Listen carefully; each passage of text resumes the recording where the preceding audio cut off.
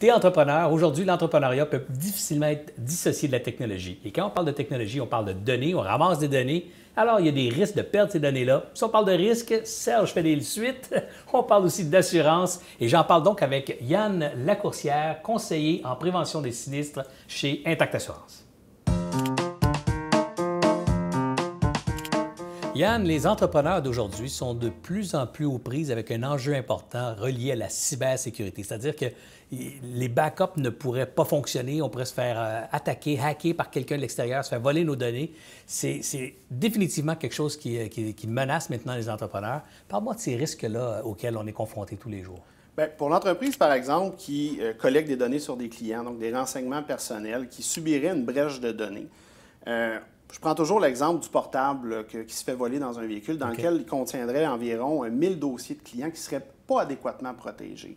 Adéquatement protégés par un mot de passe ou Donc, par le chiffrement de données, par exemple. Ce qui fait en sorte que n'importe qui va ouvrir le portable et les données vont être en clair, comme on dit. Donc, facilement, on peut faire une extraction effectivement accessible très facilement. À ce moment-là, il y a une obligation de notification pour... Ça veut dire quoi, ça? Il faut dire à tous ces clients qu'on se fait voler? Donc, tous les clients qui pourraient avoir subi cette brèche, donc qui pourraient être victimes de cette brèche de données-là, l'assuré, donc la personne de l'entreprise, va avoir l'obligation d'informer tous les clients. Ça, c'est une loi canadienne? Une loi... Oui, effectivement. C'est la loi sur la protection des renseignements personnels et documents électroniques. Oh my God, OK. Donc, mais c'est un impact énorme pour la réputation. Absolument. Puis tu te mets à risque aussi d'être poursuivi par ces gens-là. Je présume que ces gens-là pourraient dire hey, mes données se promènent à cette heure à cause de toi dans le marché. Moi, me faire voler ou je t'arrête de me faire voler, je te poursuis. Effectivement. Donc, on ouvre la porte au recours collectif, on ouvre la porte aux poursuites au civil, surtout s'il y a une négligence face à l'entreprise.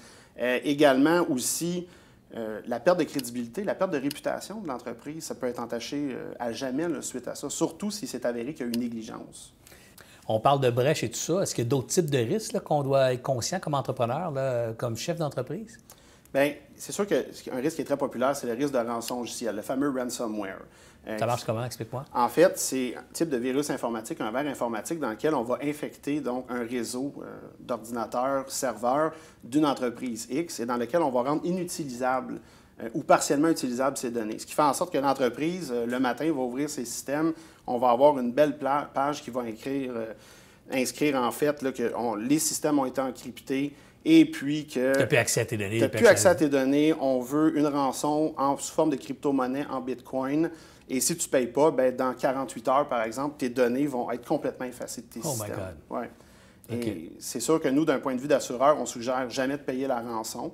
Ce n'est pas une entreprise qui est ISO, un malfaiteur, donc il n'y a pas de garantie qu'on va avoir les mots de passe, en fait. Donc, pour l'entreprise qui n'a pas une bonne pratique au niveau de la sauvegarde de ses données, peut avoir des conséquences catastrophiques. Tu parles de bonnes pratiques et tout ça. Comment ça marche pour l'assurer ce risque-là? Est-ce qu'il y a des produits d'assurance? Est-ce qu'il y a un package qui couvre tous les risques? Comment ça fonctionne? L'assureur va couvrir au niveau du dommage qui a été causé par une cyberattaque. Donc, dans certains cas, il y a certains assureurs qui vont couvrir au niveau... Des revenus, la perte de revenus, je présume? Exactement. La perte d'exploitation, le risque en responsabilité civile, les frais de remédiation et d'expertise. Donc, on a vraiment une compagnie tierce qui va venir expertiser. Les frais de remédiation, ça veut dire remise sur pied, ça? Les remises sur pied de l'entreprise, effectivement. Donc, le temps où l'entreprise n'est pas en opération, on va venir couvrir ces frais-là, dépendamment de ce qui est souscrit. Frais juridiques, si je me fais poursuivre, effectivement, des trucs comme ça. Les frais juridiques aussi. Donc, on choisit des enveloppes de couverture, c'est ça que je comprends? C'est-à-dire que vous allez, je vais être couvert jusqu'à, mettons, 100 000 premiers dollars de frais juridiques, par exemple. Effectivement. Donc, il y a vraiment des packages dans lesquels l'assuré va pouvoir souscrire au montant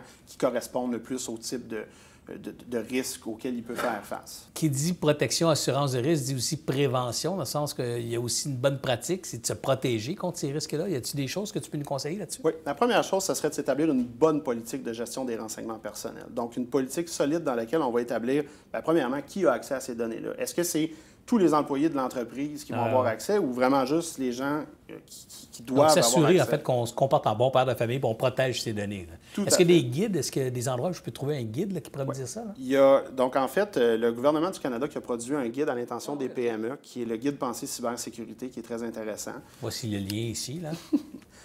On a la loi sur la protection des renseignements personnels qui est chapeautée par le commissariat à la vie privée. Donc, on a encore des exemples de cette loi-là ou des pratiques qu'on peut trouver? Des obligations puis des bonnes pratiques. Pour les gens qui voudraient aller plus loin, il y a des normes ISO qui existent aussi Donc, à en cet effet-là. cybersécurité, je présume? Sur la protection des renseignements personnels OK. en général également aussi. Donc, ça, c'est toutes des choses qu'on peut mettre en place pour diminuer notre risque et donc, ultimement, diminuer les impacts causés par un potentiel brèche comme ça. Absolument. Good. Écoute, j'ai appris beaucoup en peu de temps. Je te remercie beaucoup de t'être déplacé, Yann, et j'espère que c'était la même chose pour toi. En tout cas, si moi, j'étais derrière la caméra et j'entendais ça, je prendrais le téléphone rapidement puis j'appellerais mon courtier d'assurance pour bien comprendre les risques auxquels je m'expose et certainement les façons de m'en protéger. Bon succès.